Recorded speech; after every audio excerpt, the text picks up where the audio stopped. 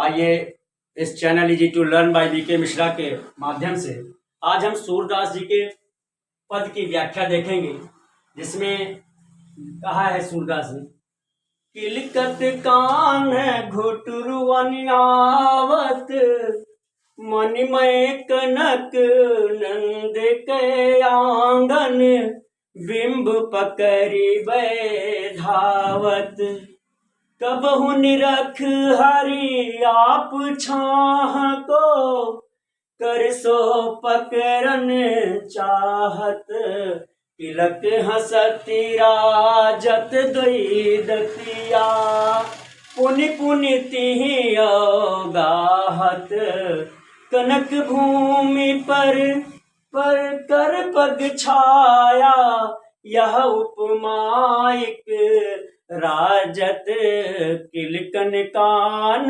घुटुरुअन आवत, करि करि प्रतिपद प्रतिमन वसुधा, कमल बैठ की राजत, बाल दशा सुख निरख यशोदा, पुनि पुनि नंद बुलावत, अचरा तर लय ढाक सूर्य के, प्रभु को दूध पियावत। किसी भी पद की व्याख्या करने के लिए पहले उसे अच्छी तरह से आपको पढ़ना चाहिए, और अगर याद हो जाता है तो आसानी से आप उसकी व्याख्या कर सकेंगे, बिल्कुल दिक्कत नहीं होगी। तो आइए अब इसकी व्याख्या के बारे में चलते हैं जानने के लिए। वैसे जब एग्जाम में आता है तो पहले प्रसंग संदर्भ लिखते हैं, प्रसंग लिखते हैं, फिर व्याख्या लिखते हैं। तो चलिए संदर्भ में भी देख लिया जाए। प्रस्तुत पद्यांश हमारी पढ़ी हुई पाठ्य पुस्तक के खंड काव्य में सूरदास जी के पद से लिया गया है, जिसके रचयिता सूरदास जी हैं। अब इसके बाद हम प्रसंग लिखते हैं। प्रसंग में है कान्हा जी के यानी श्री कृष्ण के बालपन का वर्णन सूरदास जी ने किया है। अब आइए इसकी व्याख्या देखते हैं। किलकत कान घुटुरुअन आवत, किलकत कान घुटुरुअन आवत। सूरदास जी कहते हैं कि किलकारी मारते हुए कान्हा जी अर्थात श्री कृष्ण घुटनों के बल आ रहे हैं। मणिमय कनक नंद के आंगन, बिंब पकड़ी धावत। कहा गया है कि सूरदास जी कहते हैं कि नंद बाबा का जो आंगन है मणियों से बना हुआ, उनकी जैसे लोग अपने आंगन में फर्श लगाते हैं, नंद बाबा के आंगन में वो मणियों से बना हुआ आंगन है, और उसमें अपनी परछाई, उसने अपनी बिंब को पकड़ने के लिए भगवान श्री कृष्ण दौड़ते हैं।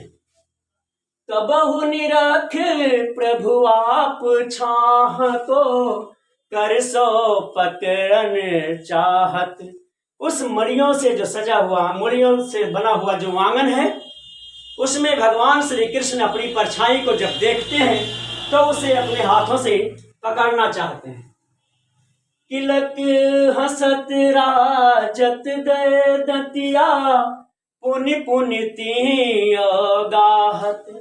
सूरदास जी कहते हैं जब भगवान श्री कृष्ण हंसते हैं तो उनके दो दांत बड़े ही सुंदर दिखाई देते हैं, और इसी को वो बार बार पुनि पुनि तिहि गाहत उसे बार बार दिखाते हैं। कनक भूमि पर कर पग छाया, यह उपमा एक राजत। सूरदास जी कहते हैं कि जो कनक की जो सोने की वो भूमि है, यानी कि जो नंद बाबा का आंगन है, उसमें जो उनके पैरों और हाथों की जो छाया है, वो एक उपमा सी प्रतीत होती है। जैसे कि उन्होंने उपमा दिया है क्या, करि करि प्रतिपद प्रतिमन वसुधा, कमल बैठ की साजत। ऐसा प्रतीत होता है मानो पृथ्वी ने, वसुधा ने एक एक मणि में कमल सजा रखा है। उनके एक एक पैर और एक एक हाथों के लिए, प्रत्येक के लिए एक एक कमल को सजा रखा है। तो बाल दशा सुख निरख यशोदा, पुनि पुनि नंद बुलावत। सूरदास जी कहते हैं कि इस श्री कृष्ण जी की बाल दशा को माता यशोदा देखती हैं और खुश होती हैं और बार बार नंद बाबा को बुलाती हैं।